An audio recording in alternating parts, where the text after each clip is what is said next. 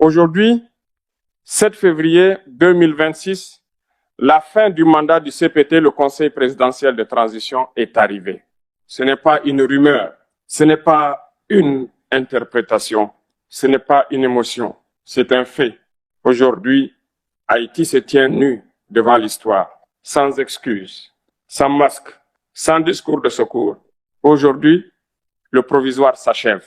Et quand le provisoire s'achève, une seule question reste debout, immobile, impossible à contourner. Qui décide pour Haïti maintenant? Je parle aujourd'hui en homme libre. Je parle en Africain qui connaît le prix de la tutelle. Je parle en frère qui sait ce que coûte le silence imposé. Et je m'adresse à deux destinataires en même temps. Au peuple haïtien, d'abord, et aux États-Unis, ensuite. Au peuple haïtien, je dis ceci. Ton histoire n'a jamais été simple, mais elle n'a jamais été vide. Tu n'es pas un peuple sans mémoire. Tu n'es pas un peuple sans courage. Tu es un peuple qu'on a trop souvent empêché de choisir. Et aux États-Unis, je dis ceci, calmement, sans hostilité, sans provocation.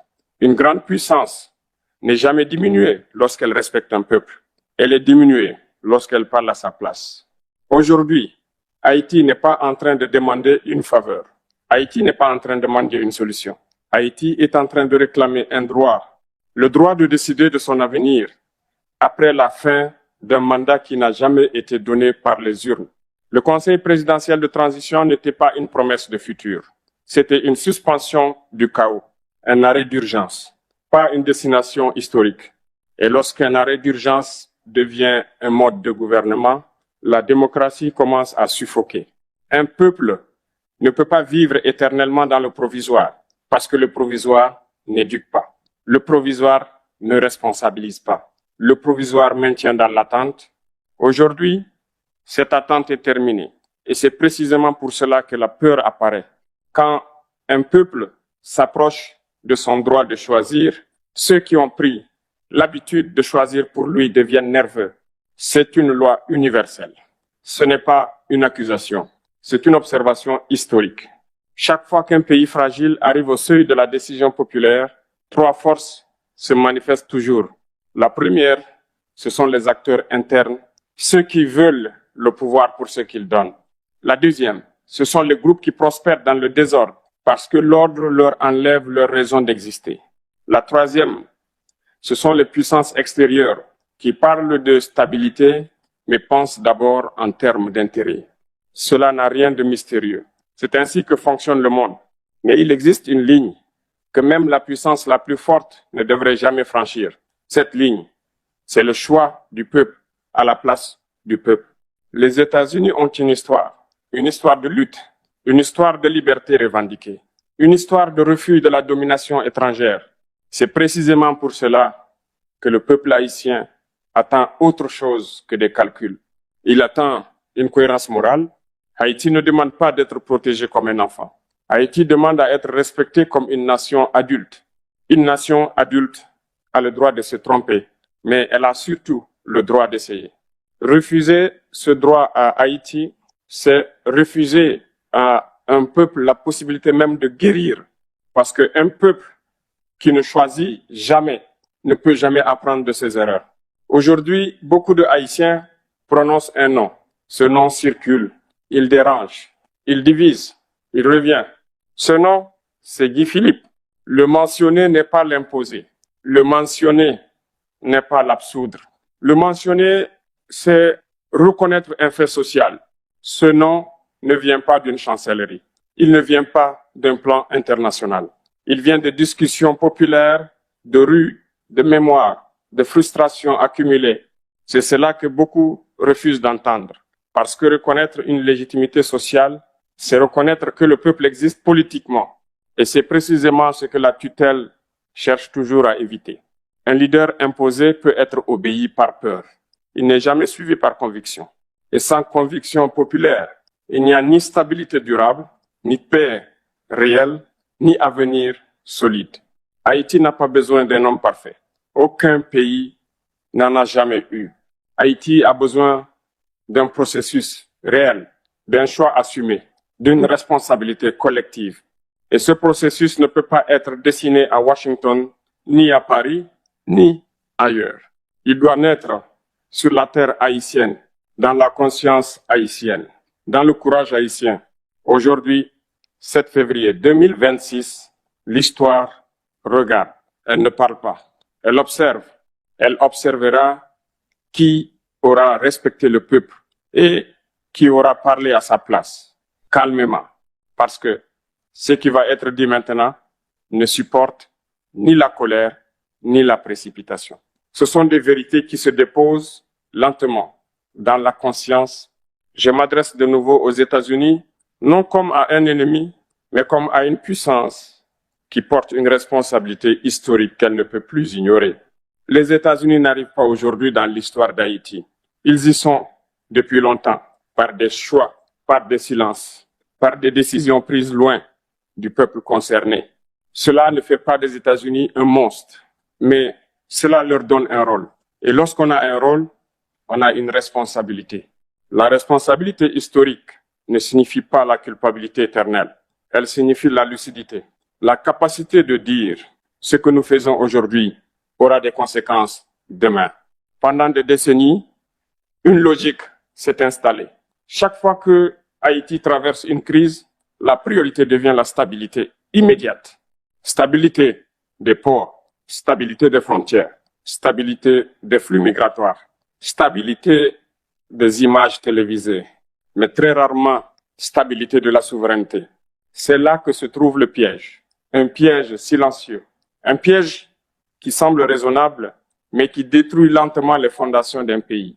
La stabilité sans souveraineté, c'est comme une maison maintenue debout par des étés extérieurs. Elle ne s'effondre pas tout de suite, mais elle ne devient jamais solide. On évite la chute aujourd'hui, mais on prépare l'effondrement de demain.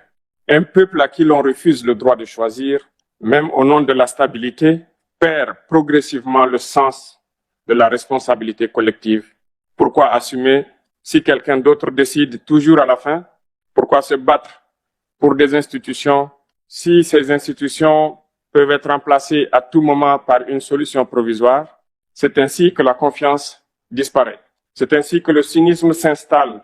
C'est ainsi que les jeunes cessent de croire. Et quand les jeunes cessent de croire, un pays vieillit avant l'heure. Parlons maintenant de la diaspora haïtienne. Cette diaspora nombreuse, courageuse, dispersée à travers le monde, la diaspora envoie de l'argent, la diaspora envoie de l'aide, la diaspora envoie de l'espoir. Mais la diaspora vit aussi une fracture intérieure. Beaucoup aiment Haïti de loin, mais ont perdu la possibilité d'agir de près. Beaucoup parlent pour Haïti, mais ne vivent plus ses conséquences quotidiennes. Cette distance crée parfois une confusion. On veut le bien du pays, mais on a peur du risque. Or, aucun peuple ne s'est relevé sans risque. La diaspora a un rôle immense à jouer, mais ce rôle ne doit pas être de remplacer la voix de ceux qui vivent sur la terre haïtienne. Soutenir n'est pas décider. Accompagner n'est pas imposer. Aimer n'est pas contrôler. Parlons aussi des élites. Élites politiques, élites économiques, élites intellectuelles. Une partie de ces élites s'est habituée à parler le langage de l'extérieur, à penser selon des critères qui ne sont pas toujours ceux du peuple. Elles savent rassurer les chancelleries. Elles savent produire des discours acceptables, mais elles ont souvent perdu le lien profond avec la souffrance réelle. Quand une élite n'a plus peur de la colère du peuple, mais seulement de la réaction internationale, elle cesse d'être une élite nationale. Elle devient une élite de transition permanente. Or, un pays ne se construit pas avec des transitions éternelles. Il se construit avec des choix clairs, des responsabilités assumées et des comptes à rendre. C'est ici que revient la question du choix populaire. Pas d'un homme parfait, pas d'un sauveur mythique, mais d'un processus réel. Lorsque le nom de Guy Philippe revient dans les discussions, il faut comprendre ce que cela signifie réellement. Cela signifie que le peuple cherche une figure qui lui ressemble, une figure issue de son propre chaos, pas une solution importée. On peut être d'accord ou non. On peut critiquer, on peut refuser, mais on ne peut pas nier l'existence de ce débat. Et nier ce débat, c'est nier le peuple lui-même. Un peuple niais finit toujours par crier. Et lorsqu'il crie, le monde parle de violence sans jamais parler du silence qui l'a précédé. Regardons maintenant les générations futures, les enfants d'aujourd'hui, ceux qui n'ont pas encore de voix. Que leur dirons-nous demain?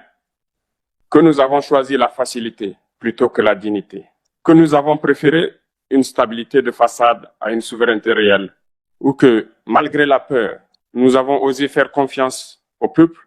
L'histoire n'est pas tendre avec ceux qui refusent au peuple leur maturité. Elle est sévère, elle est patiente, mais elle n'oublie jamais. Aujourd'hui, les États-Unis ont une occasion rare, une occasion de rompre avec un cycle ancien, non pas en abandonnant Haïti, mais en la respectant réellement. Respecter, c'est accepter que le peuple choisisse même lorsque le choix dérange. C'est accepter que la démocratie soit parfois inconfortable, car une démocratie confortable est souvent une démocratie contrôlée. Le peuple haïtien n'a pas besoin d'être rassuré, il a besoin d'être reconnu. Reconnu comme sujet de son histoire, reconnu comme acteur politique, reconnu comme nation adulte. Ce moment aujourd'hui n'est pas un danger pour le monde. C'est une épreuve de cohérence, une épreuve pour ceux qui parlent de liberté, une épreuve pour ceux qui parlent de démocratie.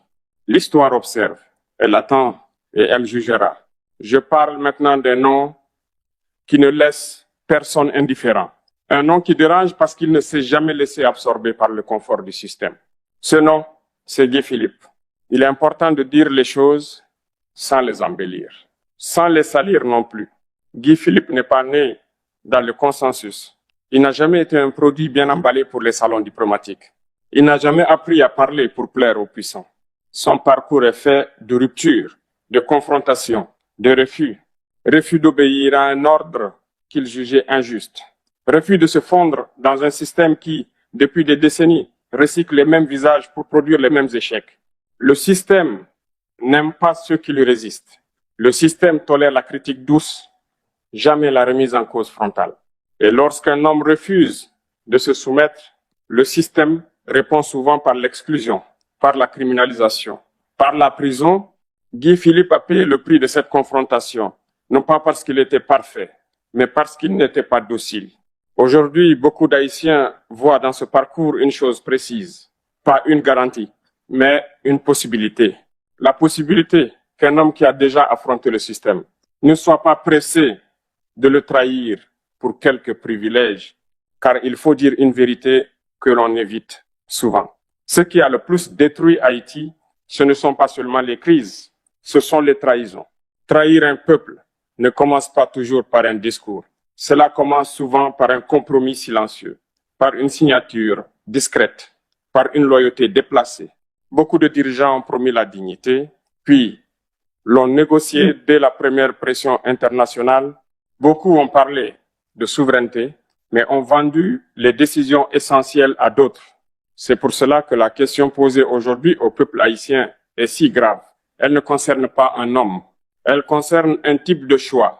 Choisir quelqu'un que l'on connaît, choisir quelqu'un dont on connaît les ruptures, les erreurs, les combats, ou accepter encore une figure lisse, acceptable ailleurs, mais sans racines profondes ici. Aucun peuple ne se libère avec des inconnus politiques. La libération commence toujours par la reconnaissance. Reconnaître ceux qui ont partagé le chaos. Reconnaître ceux qui ont payé le prix de la désobéissance. Reconnaître ceux qui n'ont pas appris à se vendre correctement. Cela ne signifie pas fermer les yeux.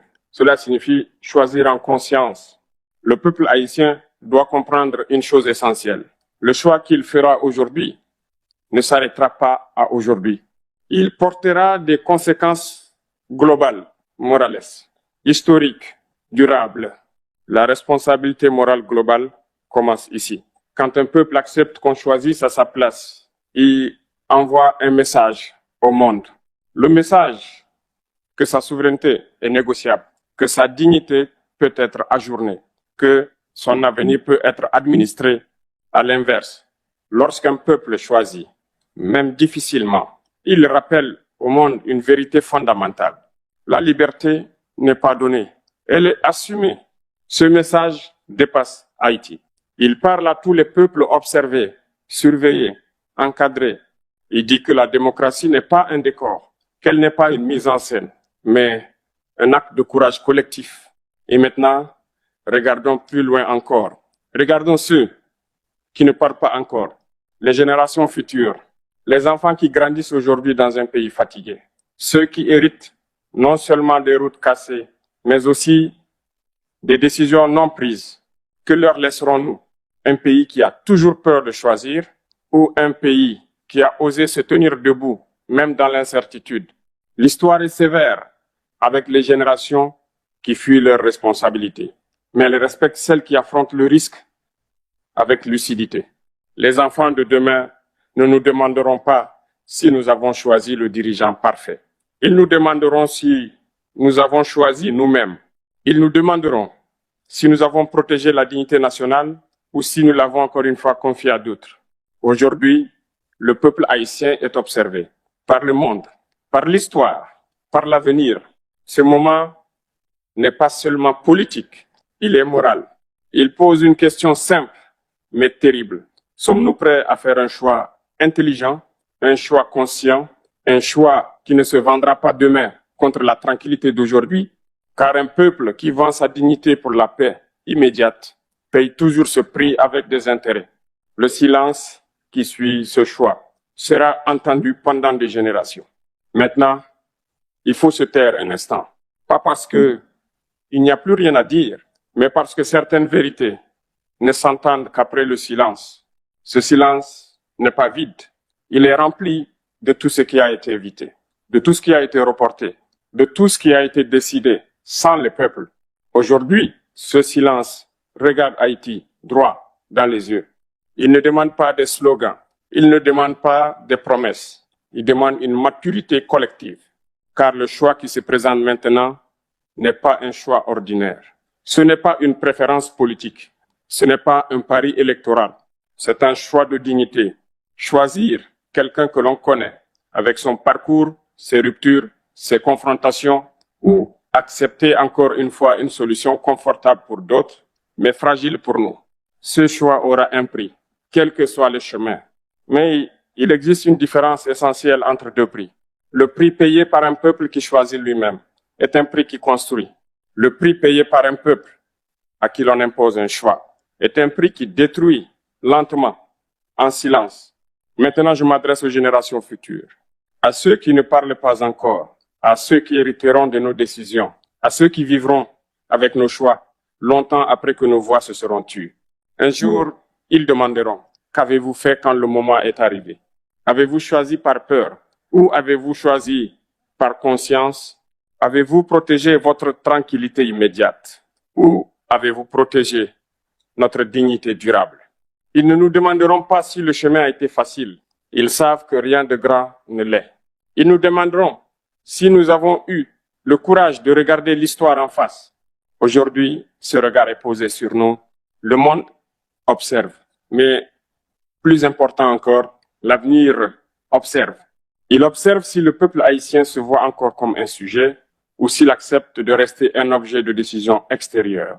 Il observe si Haïti se reconnaît enfin comme une nation adulte, car une nation adulte ne demande pas la permission d'exister. Elle assume les conséquences de ses choix. Le silence que nous faisons maintenant sera interprété demain. Et ce que nous décidons aujourd'hui sera répété dans les livres, dans les récits, dans la mémoire collective. Il ne restera qu'une seule question, gravée, irréversible. Quand l'histoire a frappé à la porte d'Haïti, avons-nous ouvert nous-mêmes ou avons-nous encore laissé quelqu'un d'autre répondre à notre place? Wow, yon message comme ça, là, au fin de là, on senti qu'il y a une grosse transformation qui fait dans haut. Ça veut dire, on senti qu'il y a une sorte de libération qui fait en dedans. Parce que parole ça, au fait, pour toucher non. Wow, à travers de tout ça que nous sommes de c'est qu'il y a un mot que nous t'a pas ajouté, c'est qui ça le tapier. Pas hésiter à avis par nos espace commentaire. Qui ça nous penser de tout point ça yo que nous sommes tendés. Donc déjà nous connaissons le pays d'Haïti vraiment traversé une situation qui vraiment critique.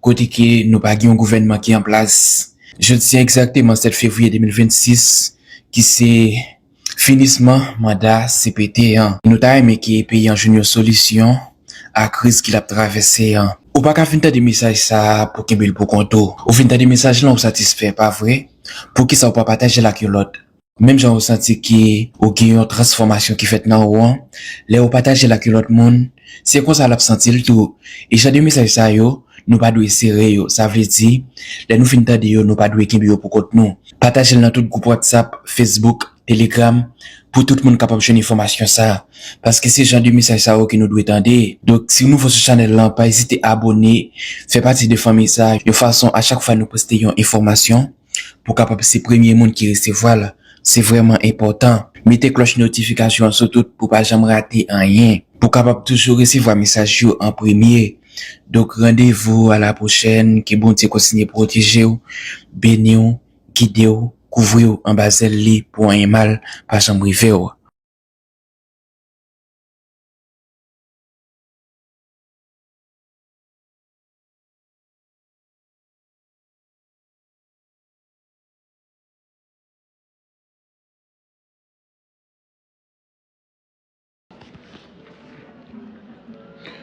Bienvenue sur plateforme pour la qui c'est Info Haïti. Sur plateforme ça, vous joindre toute information qui passe dans quatre coins monde là. Pas oublier ou même qui remet bon gens info, ou même qui veut connaître ça qui passe dans toutes quatre coins pays d'Haïti, c'est branché Info Haïti. Pas oublier pour capable joindre vidéo nous chaque jour, peser cloche notification, abonner, partager, like vidéo. C'est façon ça ou capable supporter travail là pour plus monde joindre. Déjà, nous vous merci parce que vous supportez travail.